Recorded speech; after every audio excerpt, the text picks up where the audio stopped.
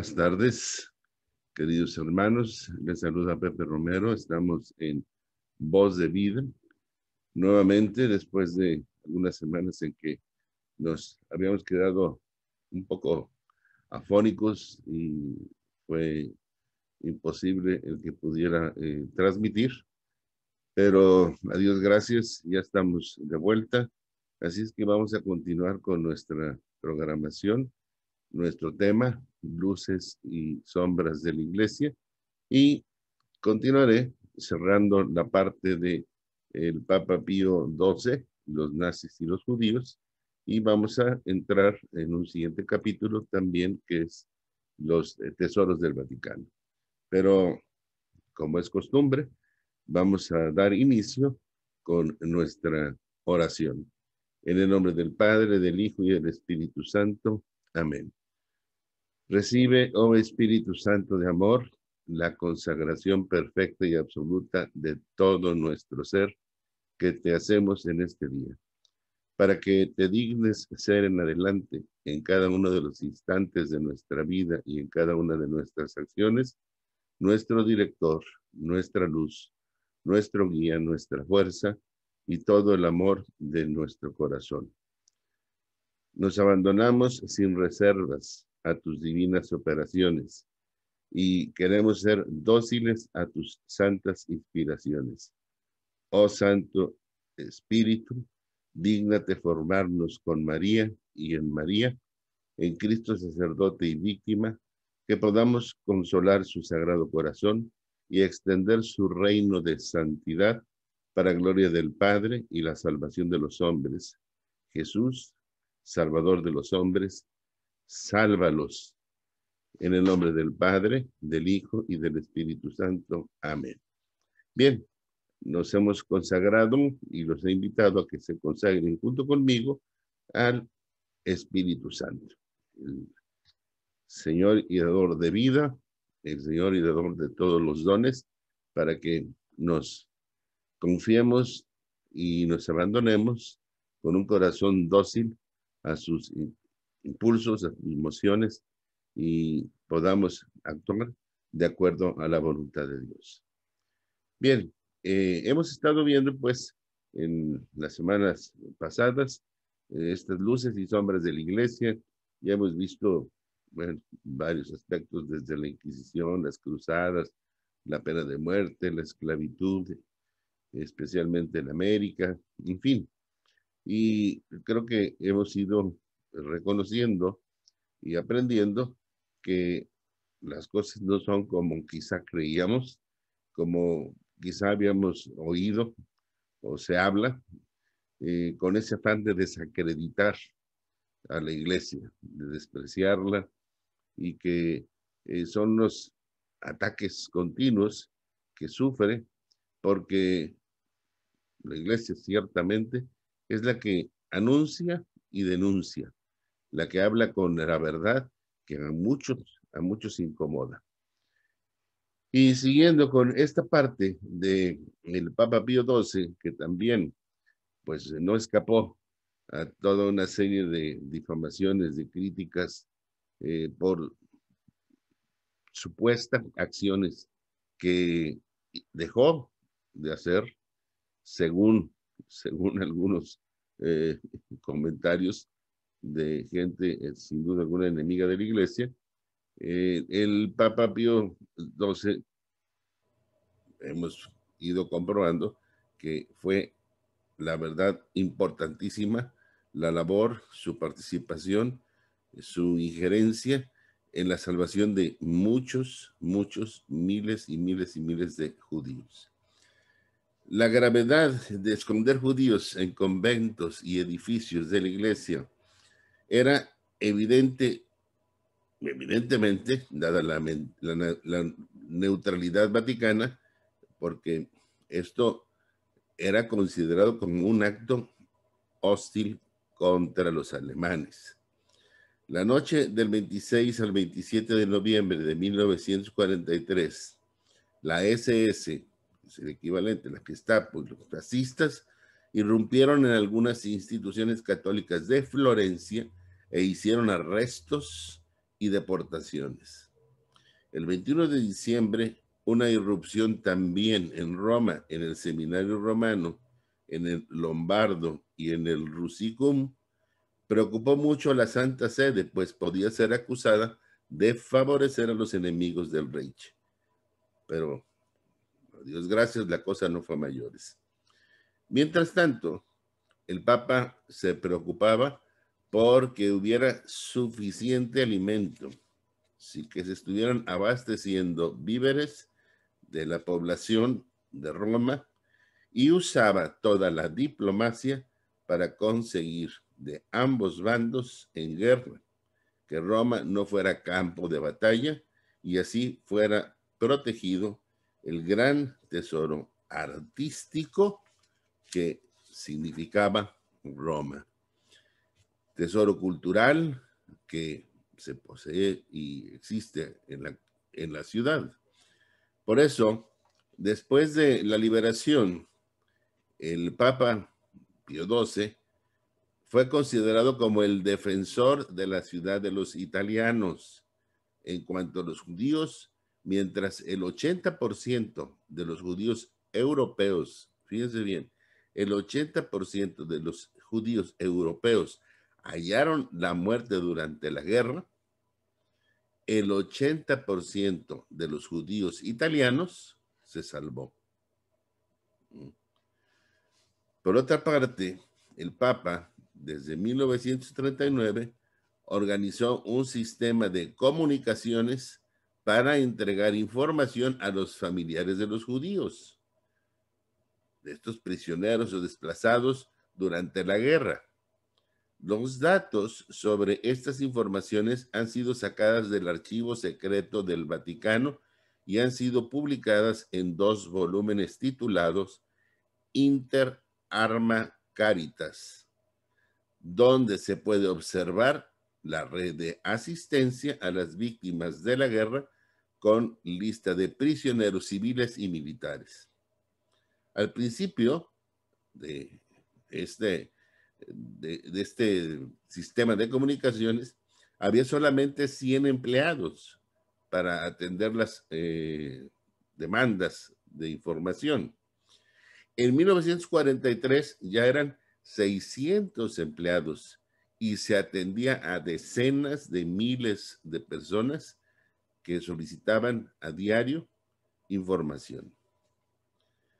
Según Pinchas Lápide, que prestó servicios de cónsul de Israel en Milán y entrevistó a los judíos italianos sobrevivientes, en su libro Three Popes and the Jews, 3 papas y los judíos, dice que Pío XII contribuyó sustancialmente a salvar a 700,000 judíos y tal vez a 860,000 de la muerte segura a manos de los nazis. Y sigue diciendo, la Iglesia Católica salvó más judíos durante la guerra que todas las demás iglesias, instituciones religiosas u organizaciones juntas. Esto en contraste con lo conseguido por la Cruz Roja o las democracias occidentales. Nada más la Iglesia Católica salvó más que todas estas instituciones. Sin embargo, a pesar de todo lo que hizo el Papa, muchos siguen diciendo que no fue valiente para hablar de los horrores nazis y que debía haber hablado con más claridad y con más fuerza para descubrir los horrores de la guerra. Estos horrores que estaba perpetrando el régimen nazi contra los judíos. Lo acusan de demasiada prudencia, de sus silencios culpables y de actuación insuficiente. Lo que sí es cierto es que no se le puede tachar de pronazi, ni de antijudío, ni de cobarde, pues varias veces manifestó estar dispuesto a morir. Su secretario, el jesuita Robert Lieber, manifestó claramente después de la guerra que Pío XII no conocía la realidad de los hechos de la solución final judía y que no era cierto que poseyera material informativo absolutamente fiable y cuya fiabilidad considerase personalmente incontestable. Cierto que nunca en sus discursos pronunció la palabra nazis o judíos. Habló en general. Decidió actuar mucho y hablar poco. Quizás para algunos debería haber hablado más y con más fuerza contra los nazis, pero olvidan que los aliados hablaron mucho menos que el Papa porque tenían miedo de aceptar a miles de refugiados judíos en sus propios países. Ellos estaban mejor informados y no quisieron hablar. La Cruz Roja Internacional y otras naciones neutrales como Suecia y Suiza optaron también por no protestar, dado que temían que sus actividades humanitarias pudieran ser interrumpidas en los países bajo control alemán. Pero si el Papa hubiera denunciado a los nazis con fuerza, me pregunto, hubieran dejado estos nazis, hubieran dejado de seguir con su política anticatólica y antijudía? No es oportuno denunciar a un asesino que tiene a las víctimas a su merced, si no se tienen los medios de alejarlo inmediatamente de la oportunidad de hacerles daño.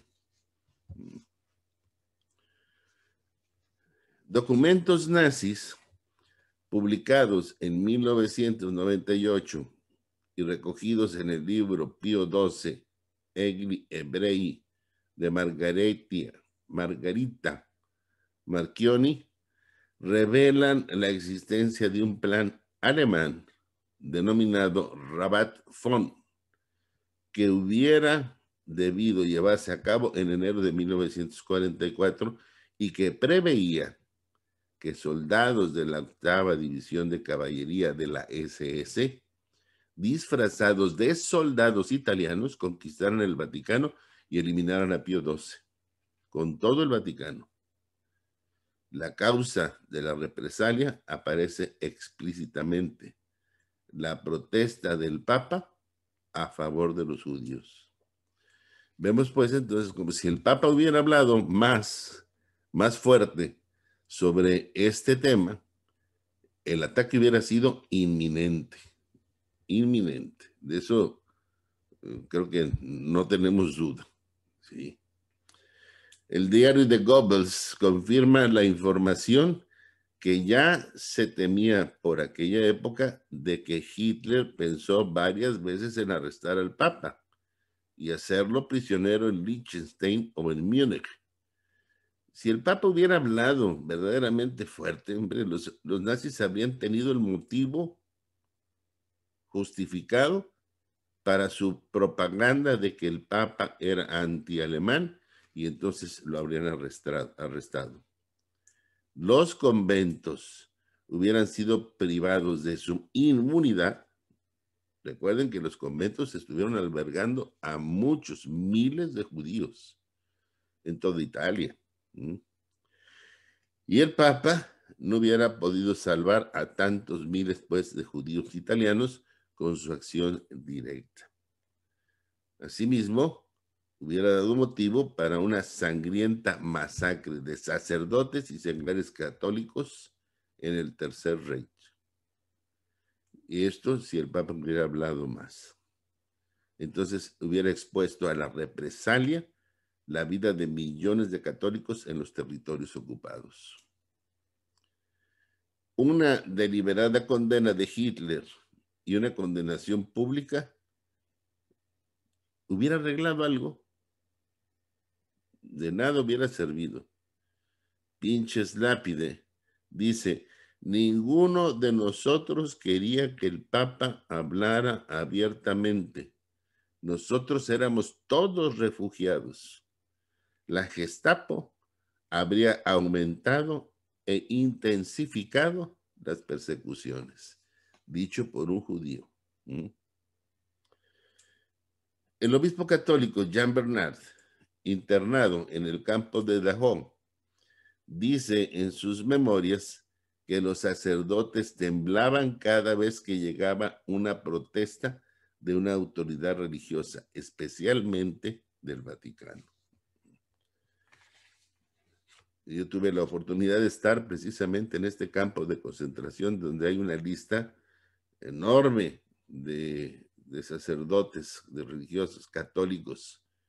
Y esto, pues, no tenemos un récord, una lista de el resto de prisioneros, que sin duda alguna muchos eran también católicos.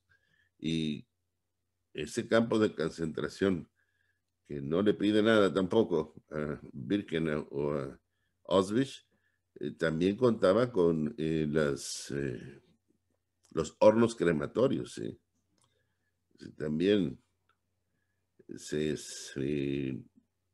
asesinó ahí a mucha gente. Robert Kemper, delegado de los Estados Unidos en el Consejo del Tribunal de Crímenes de Guerra de Nuremberg, escribió: cualquier tentativa de propaganda de la Iglesia Católica contra el Reich de Hitler no solo hubiera sido un suicidio provocado, como ha declarado actualmente Rosenberg, sino que habría acelerado la ejecución de un número mayor de sacerdotes y judíos. Los nuncios en Eslovaquia, Croacia, Rumania y Hungría consiguieron también evitar muchas muertes de judíos. Estamos hablando de los nuncios. Los nuncios son representantes del Papa en las ciudades. Vendría a ser el equivalente a embajadores, ¿sí? El 14 de febrero de 1943, el nuncio en Bucarest recibía al presidente de la comunidad judía de Rumania. De parte de él, recibía su agradecimiento por la asistencia y protección de la Santa Sede a favor de los judíos. Monseñor Roncalli, este es un apellido seguramente conocido para ustedes, porque Roncalli es a quien ahora nosotros también identificamos como el Papa San Juan XXIII, aquel que inició todo este proceso del Concilio Vaticano II. En aquel entonces, delegado apostólico en Turquía, el 22 de mayo de 1943, enviaba al Vaticano una comunicación en la que informaba que el secretario de la Agencia Judía para Palestina, señor Sarlas, había agradecido el apoyo de la Santa Sede a favor de los judíos de Eslovaquia. El rabino jefe de Jerusalén, Herzog, manifestaba el 19 de julio y el 22 de noviembre de 1943 los sentimientos de sincero agradecimiento y profundo aprecio por la actitud benévola hacia el pueblo de Israel y por el validísimo apoyo prestado por la Iglesia Católica al pueblo hebreo en peligro. Esos son testimonios, como ustedes se darán cuenta, de judíos, ¿sí? De autoridades judías, agradeciendo precisamente a la Iglesia Católica la forma, la intervención para que se pudieran salvar muchísimos judíos. En 1943, Chaim Weizmann, que llegaría a ser el primer presidente del Estado de Israel, escribió lo siguiente: la Santa Sede está prestando su poderosa ayuda donde es posible para aliviar la suerte de mis correligionarios perseguidos. En septiembre de 1945, León Kubotskisky, secretario general del Congreso Judío Mundial, agradeció personalmente al Papa sus intervenciones y donó $20,000 al óvulo de San Pedro como signo de reconocimiento por la obra desarrollada por la Santa Sede, salvando a los judíos de las persecuciones fascistas y nazis. Y mira, para que un judío done a la Iglesia Católica, creo que esto habla por sí mismo. En 1955, la Unión de Comunidades Judías Italianas proclamó el 17 de abril jornada de agradecimiento por la asistencia recibida por el Papa durante la guerra. El más ilustre de los judíos, Albert Einstein, dijo en la revista Times el 23 de diciembre de 1940 lo siguiente: las universidades como los periódicos fueron reducidos al silencio en pocas semanas. Solo la Iglesia Católica permanecía sólidamente firme e hizo frente a la campaña de Hitler, que suprimía la verdad. Yo no he tenido ningún interés en la Iglesia, pero ahora tengo un gran afecto y admiración porque solo la Iglesia ha tenido el coraje y la constancia de defender la verdad intelectual y la verdad moral. Yo debo confesar que lo que alguna vez he despreciado, ahora lo debo elogiar sin reservas. Enorme, enorme el comentario de Albert Einstein. Por eso en 1954, el judío León Poliakov escribió que los extraordinarios esfuerzos humanitarios hechos por la Iglesia tras el terror de Hitler jamás podrán ser olvidados. Francis Osborne, ministro plenipotenciario británico ante la Santa Sede no católico, que estuvo alojado en el Vaticano desde junio de 1940 hasta el otoño de 1944 y que conoció bien al Papa, dice en una carta a la misma revista Times en Londres. Esto el 20 de mayo de 1963. Pío XII era muy benigno, gentil, generoso, comprensivo. Una persona que he tenido el privilegio de encontrar a lo largo de mi vida. Sé que por su naturaleza sensible estaba constantemente afligido por el trágico sufrimiento humano causado por la guerra. Y sin duda, él hubiera estado listo para ofrecer su vida para aliviar a la humanidad de las tragedias del conflicto. Pero, ¿qué cosa podría haber hecho más eficazmente? Domenico Tardini, un cercano colaborador del Papa, dice que en los últimos meses de guerra redujo su alimento y multiplicó sus penitencias hasta prescindir, entre otras cosas, de la calefacción de sus habitaciones durante el invierno. El general Montgomery escribió en el Sunday Times de Londres el 12 de diciembre de 1958, a los 3 días de su muerte: "He was a great good man and I love him." Él fue un gran hombre y un buen hombre y yo lo quería. Golda Meir, primer ministro de Israel, con motivo de su muerte, envió un mensaje que decía: cuando el terrible martirio se abatió sobre nuestro pueblo, la voz del Papa se elevó por las víctimas. Lloramos por un gran servidor de la paz. Al conocer la muerte del Papa, el gran director de orquesta, el judío Leonard Bernstein, detuvo su batuta y pidió un momento de silencio para honrar al Papa que había salvado la vida de tantas personas sin distinción de raza, nacionalidad o religión.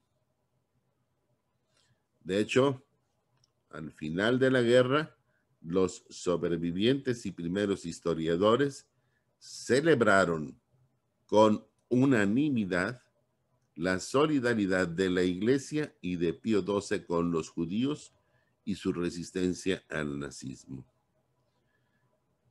¿Será necesario decir más sobre la participación de la Iglesia Católica y del Papa Pío XII durante la Segunda Guerra Mundial? 800,000 judíos salvados, ¿no fueron suficientes? ¿Hubiera sido mejor hablar más alto y más fuerte? Estamos entrando en un terreno de suposiciones, pero lo más probable hubiera sido que las represalias hubieran sido inmensamente mayores y con muchos miles de muertos más. Por eso, estamos pues de acuerdo con el rabino David Dalin, que en un artículo publicado en The Weekly Standard dice que Pío XII debe ser reconocido como justo en virtud de cuanto hizo por salvar a los judíos del Holocausto. En el verano del 2001 dijo: si se leen atentamente los 12 tomos publicados por la Santa Sede, si se consideran los testimonios y los reconocimientos de los hebreos durante y después de la Segunda Guerra Mundial, y si se leen los discursos pronunciados por Pío XII en aquellos años, la conclusión es una sola. Pío XII ha estado tan cerca de los judíos como ellos podían esperar. Con esto concluimos esta parte del Papa Pío XII, los nazis y los judíos. Y creo que nos queda muy claro la importante participación que tuvo el Papa Pío XII y la Iglesia Católica para la salvación de miles, miles y miles de judíos. No se vale dejarse llevar por comentarios que lo único que buscan es desacreditar a la Iglesia Católica. Podrás no ser católico, está bien, no hay problema, no importa, pero no puedes decir que la Iglesia Católica no ha obrado bien hasta ahora en todos los puntos que hemos estado tocando aquí, desde la Inquisición hasta la participación de Pío XII en la Segunda Guerra Mundial. Podrás no ser, diría aquí, fan de Luis Miguel, pero no puedes negar que su voz es única y reconocible. De la misma forma que hay quien le agrada más Plácido Domingo que Carreras. ¿Sí? Pero no por eso podemos criticar a uno o a otro, o tratar de desacreditarlo. No se vale. Hay que ser objetivo para que no nos dejemos llevar nada más por comentarios, especialmente de enemigos de la iglesia. Sí. Aquellos que buscan callar a la iglesia, pero no lo van a lograr. No lo van a lograr. Aprovecho esta pausa para darles un saludo cariñoso, un saludo de corazón a todos los que nos siguen en esta programación de Voz de Vida. Especialmente un saludo a mi esposa Erika, que también junto conmigo pues está siempre y padeció igual estas semanas con esta gripa que nos atacó y que nos dejó un poquito ahí sin voz y por eso no podíamos transmitir. Saludo a Delia Espinosa, que también ella, saben ustedes muy bien que es parte de esta programación, igual que Tere Casas, Rosa María Sánchez. Espero que ya pronto podamos estar transmitiendo desde la cabina en compañía pues de mis hermanas en Cristo, compañeras de esta programación. A quienes nos acompañan regularmente, Bercame Silvia Tamayo desde Guadalajara, Chayo Gallardo, Enrique Díaz Bringas, en fin, a todos pues los que nos siguen, recordarles que los tenemos siempre muy presentes en nuestras oraciones, en nuestra misa diaria. Ahí los llevamos siempre al altar, a la mesa del Señor, para que el Señor les asista en todas sus necesidades y conceda los deseos de su corazón. Vamos pues entrando ahora a este siguiente capítulo, los tesoros del Vaticano, que tanto se habla de estos tesoros del Vaticano, que el Vaticano tiene mucho dinero, el Vaticano tiene una riqueza incalculable, etcétera, etcétera. Y bueno, pues los que hemos tenido oportunidad de estar en el Vaticano, sin duda alguna, ha sido una bendición y un privilegio el poder apreciar la cantidad de grandes obras, ¿sí?, que son, en este caso, de patrimonio cultural de la humanidad, que sería de veras que un gran error, un gran, hasta diría pecado, que estuvieran en colecciones privadas y que no tuviéramos ya el acceso a poder admirar tan fácilmente las obras que conserva el Vaticano. Sí, algunas que fueron, sin duda alguna, ordenadas por los mismos papas a lo largo de la historia, y muchas otras que han sido obsequios que se le dan a los papas, pero que ellos no se quedan con esos obsequios, sino que van y forman parte precisamente de este patrimonio cultural, ¿sí? En el Museo Vaticano podemos admirar una serie de esculturas, de pinturas, de grandes maestros, ¿sí?, desde un Da Vinci hasta un Siqueiros, ¿sí?, de Rafael, de, bueno, Salvador Dalí inclusive, grandes maestros, grandes obras, y que podemos tener esa oportunidad de admirar a un bajo costo, ¿sí? Pero ese bajo costo, ¿por qué cobran? Pues porque se tienen que mantener esas obras con los cuidados pertinentes para que se conserven precisamente a lo largo de los años, ¿sí? Hay obras ahí que tienen cientos de años y que tú las puedes observar en un perfecto estado. Bien.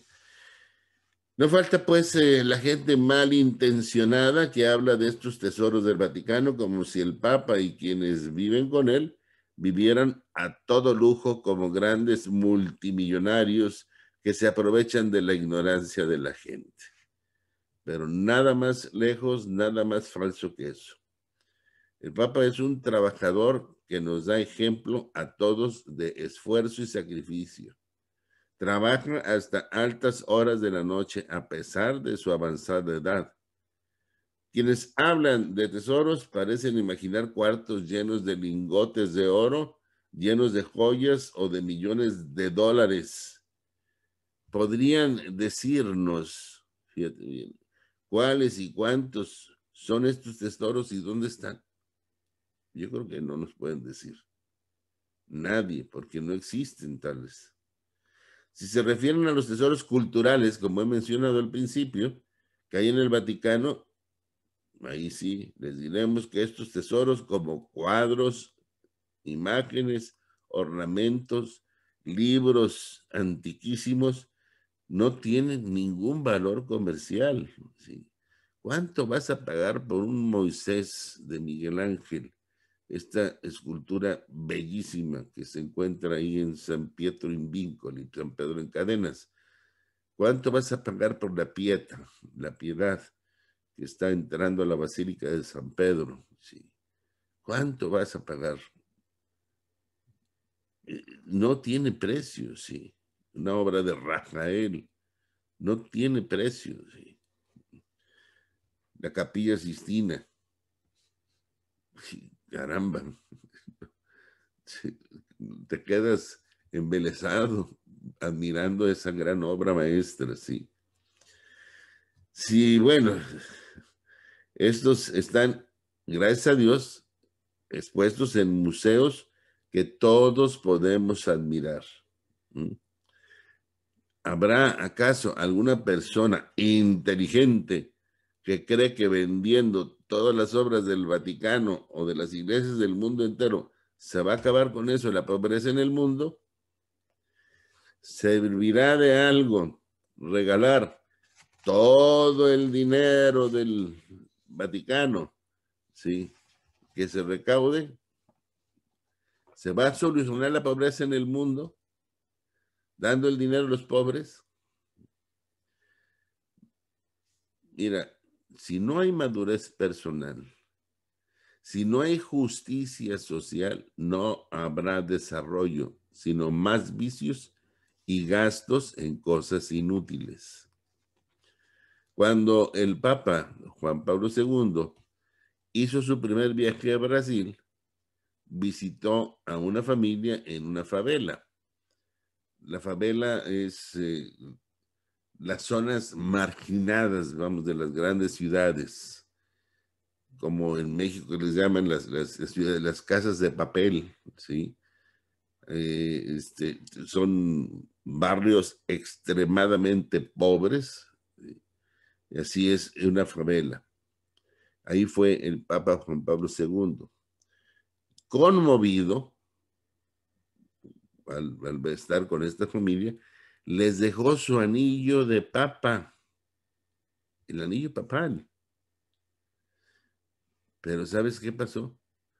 Ellos no lo vendieron. Lo conservan en la capilla del barrio como una muestra del amor del Papa por los pobres. O sea que ellos también tienen un tesoro, ¿verdad? Y los tienen ahí guardados. Tienen el tesoro. Todo mundo ahí en esa favela, en esa capilla, puede admirar el anillo papal de San Juan Pablo II. Hay que aclarar, pues, que no hay relación ninguna entre las supuestas riquezas del Vaticano y la pobreza en el mundo. No hay relación de causa-efecto. A nivel oficial, la Iglesia recoge en todas las iglesias del mundo el óvulo de San Pedro. Más o menos, podríamos decir, es un promedio de 70 millones de dólares. Y los destina exclusivamente a lugares pobres del tercer mundo. Por otra parte, no hay que olvidar que la iglesia atiende a miles y miles de alumnos pobres, de enfermos, la mitad de los enfermos de SIDA, leprosos y discapacitados en todo el mundo. Tiene muchas instituciones dedicadas a la caridad. Recordemos las 4,000 religiosas de la Madre Teresa de Calcuta, para hablar solamente de un ejemplo. ¿Cuántos institutos religiosos dedicados a la educación de la juventud, como los salesianos? ¿Cuántas instituciones para promover una vida más digna para los pobres? Mira, yo estudié con los salesianos, ¿sí?, en la secundaria.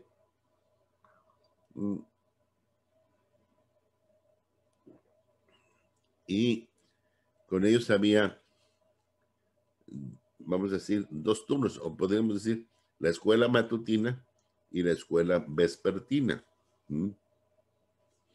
La matutina era para aquellos que podíamos pagar una colegiatura y decían que era cara. Digamos que era razonable. Y si era un poquito cara, si se quiere pensar, esto servía para poder sufragar los gastos de la escuela vespertina, donde no se les cobraba un centavo a los alumnos. Así es como funcionaba. Y como sigue funcionando en muchas partes, los colegios de los salesianos, para poder atender precisamente a aquellos menos favorecidos, aquellos que tienen menos recursos. No está de más, pues, recordar que la iglesia fue la que comenzó a construir hospitales, fue la que comenzó a construir y a formar universidades en Europa, quien promovió la educación durante siglos, la iglesia que luchó contra la esclavitud, que se preocupa más que nadie de los inmigrantes, huérfanos, minusválidos y niños de la calle.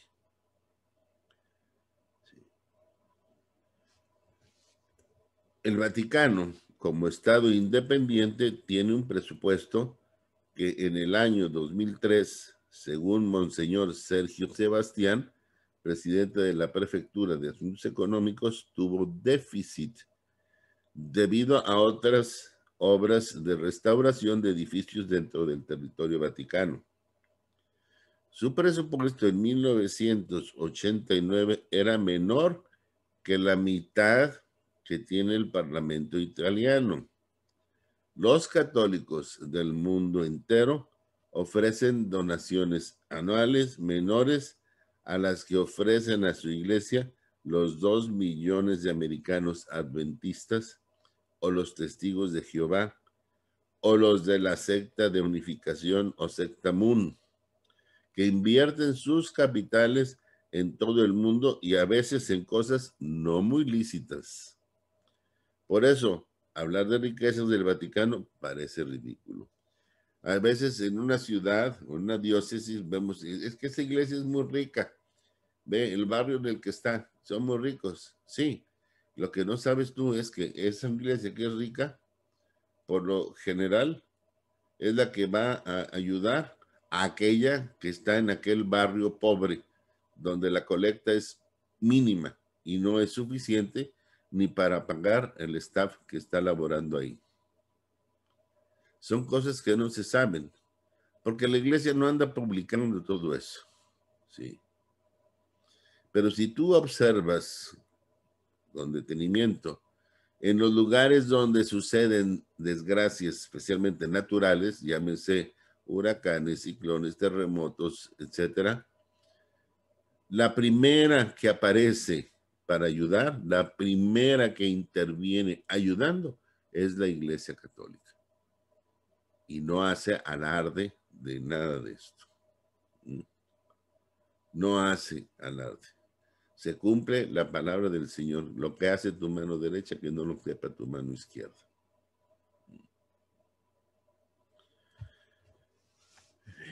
No olvidemos, pues, que las famosas riquezas vaticanas son obras de arte, acumuladas por los papas a lo largo de los siglos y que ahora, como he dicho, son patrimonio de la humanidad.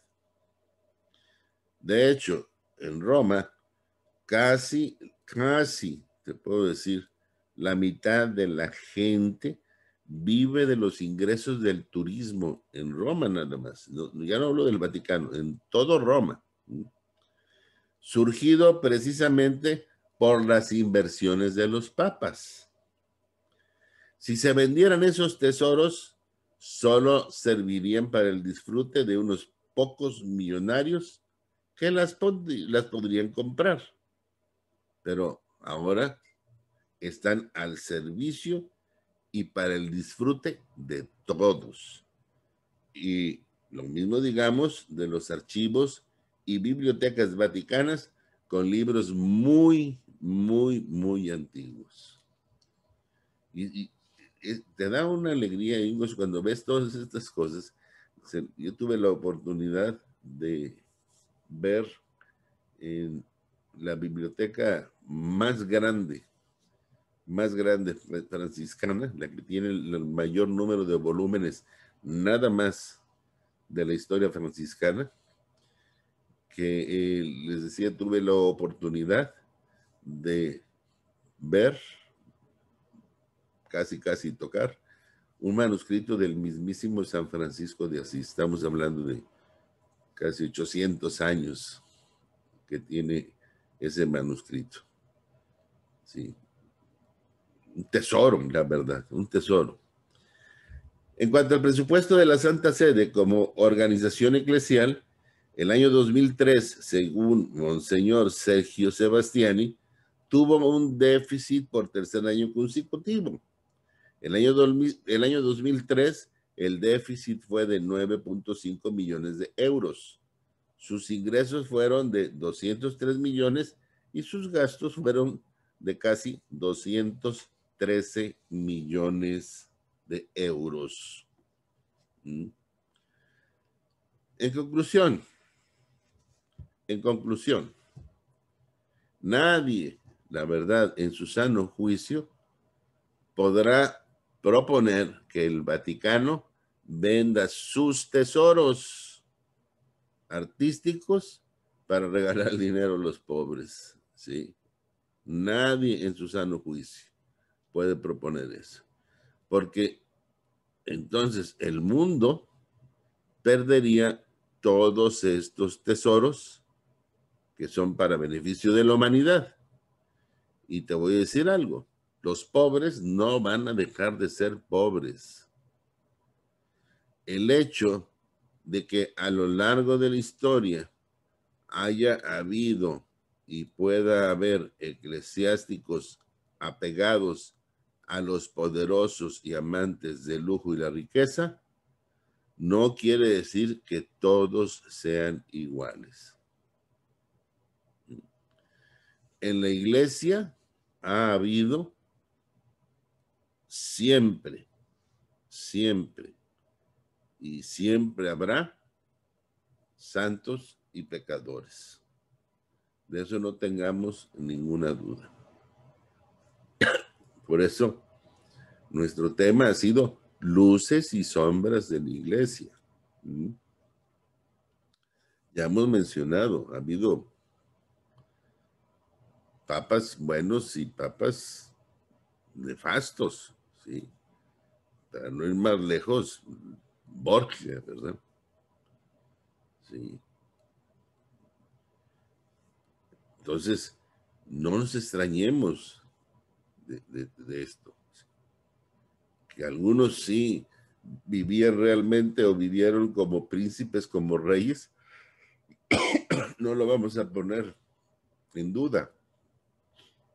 Pero insisto, no podemos con esto juzgar a la iglesia. No. No es la iglesia como institución, como tal, como iglesia de Cristo. Son algunos que, como he dicho, también, igual que todos, sí, son con una tendencia que no va de acuerdo al plan de Dios. Santos y pecadores, luces y sombras. Así ha sido la historia de la iglesia, así ha sido la historia de la humanidad. Uno mismo Yo creo que un mismo individuo, a lo largo, si tú te pones a hacer un análisis de tu vida, una reflexión de tu vida, sí, te vas a dar cuenta que a lo largo de tu vida has tenido luces y sombras, ¿sí? Y provocadas por ti mismo. O sea, tú mismo has actuado bien y mal en algunos momentos de tu vida. Luces y sombras. Y si alguien falla en la familia, ¿vamos a juzgar a toda la familia por ese alguien? Sí. No sería justo. No puede ser. Si un médico falla, todos los médicos están mal. Si un ingeniero falla, todos los ingenieros están mal. No podemos calificar así. Además de que no nos corresponde a nosotros juzgar, porque no tenemos todos los elementos para poder juzgar. No tenemos todo el contexto de la persona para poder formarnos un juicio. Podrás estar no de acuerdo y podrás en un momento dado señalar o hasta criticar una acción, pero juzgar con eso a la persona. Jesús en la cruz dijo, ¿verdad? Perdónalos porque no saben lo que hacen. No saben lo que hacen.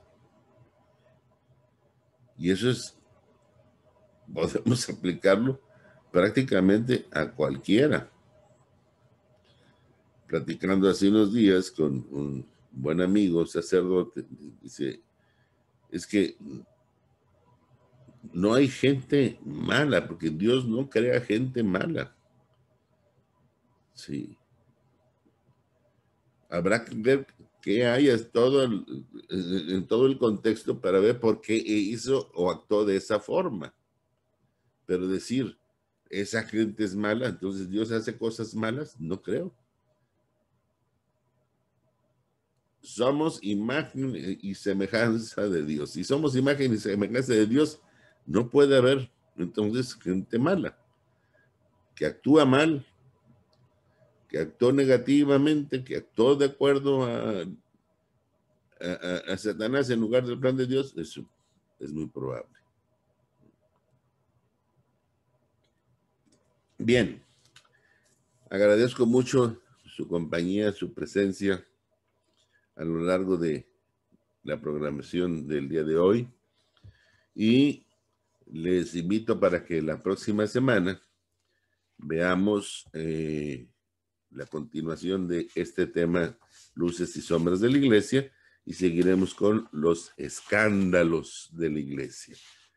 Dios los bendice y recuerden, los tengo presente en mis oraciones y ténganme presente en las suyas.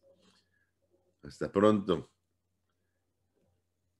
Que pasen muy buena tarde y que el Señor les conceda todos los deseos de su corazón y el Espíritu Santo guíe sus pasos en todo momento.